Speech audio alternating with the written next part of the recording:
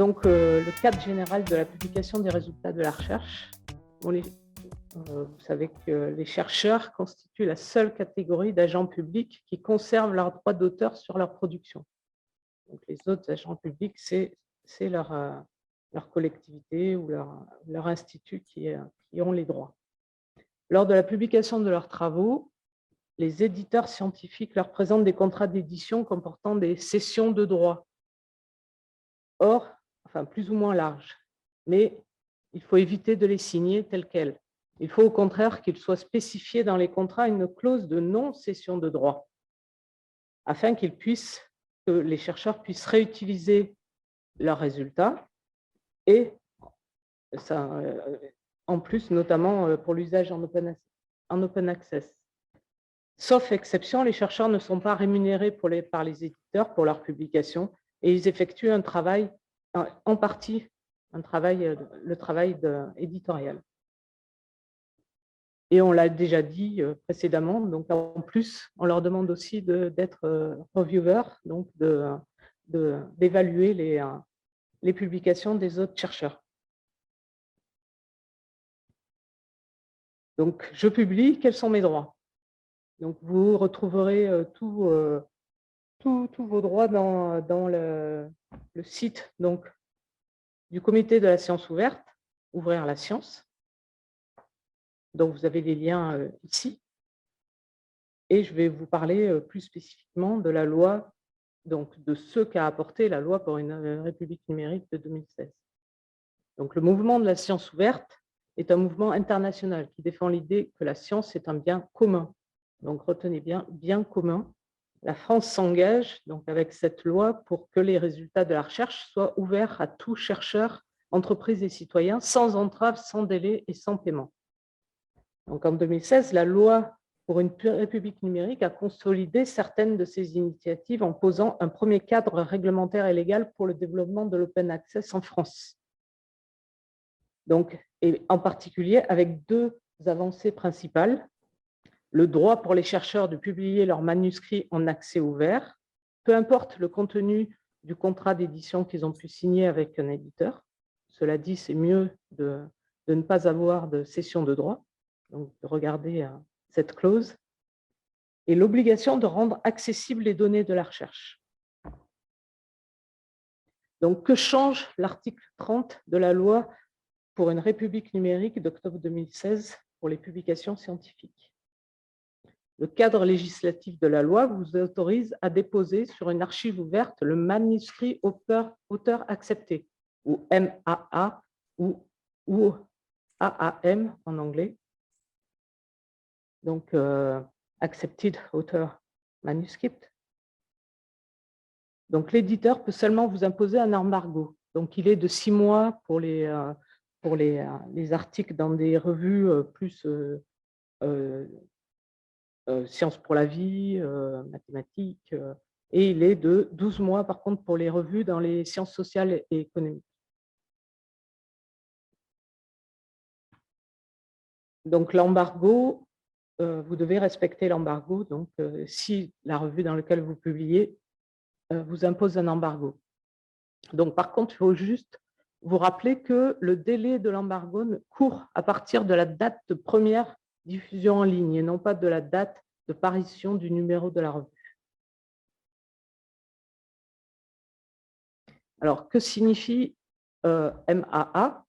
Donc, quelles sont les versions que vous pouvez ajouter à vos notices dans les archives ouvertes? Donc, vous pouvez déposer soit les préprints, donc la version que vous avez soumise à la revue dans laquelle vous voulez publier.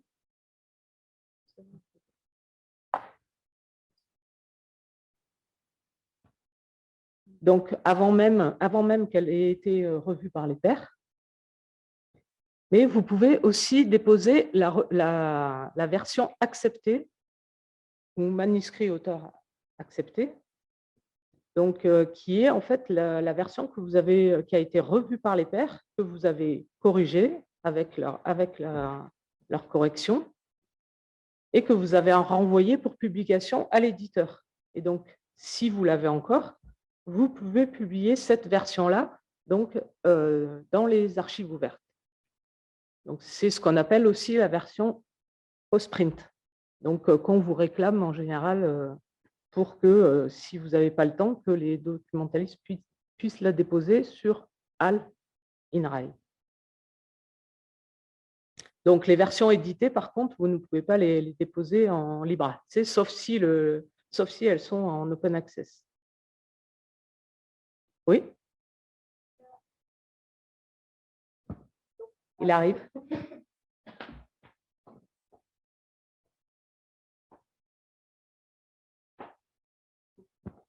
Je ne comprends pas bien en fait la différence entre la version MAA et la version éditée, si la version MAA, c'est après la mise en page de l'éditeur. Non, non, j'ai écrit ça. Non, alors là, c'est une erreur. Non, non, c'est Version avant. finale, après qu'ils aient tenu compte des remarques des évaluateurs et que l'article soit mis en page par l'éditeur. Ah non, oui, alors c'est une erreur, pardon. C'est avant la mise en page par oui, l'éditeur. Il ne faut Ok. pas qu'il y ait de mise en page par l'éditeur.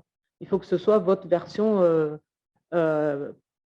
soumise, corrigée, quoi, en fait, mais qui ait été revue par les pairs. Donc oui, là, c'est une erreur. Donc voilà, pour illustrer les dépôts que vous pouvez faire, donc ce qu'on appelle la voie verte ou Clean Open Access. Donc, pour l'auto-archivage, donc ce que vous pouvez auto-archiver dans les archives ouvertes. Donc voilà, il faut respecter les embargos, déposer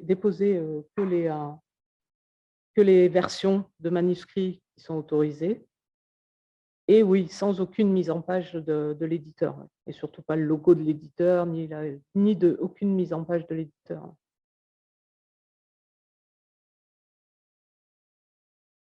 Donc, il y a aussi maintenant des outils pour que vous puissiez récupérer justement les manuscrits acceptés.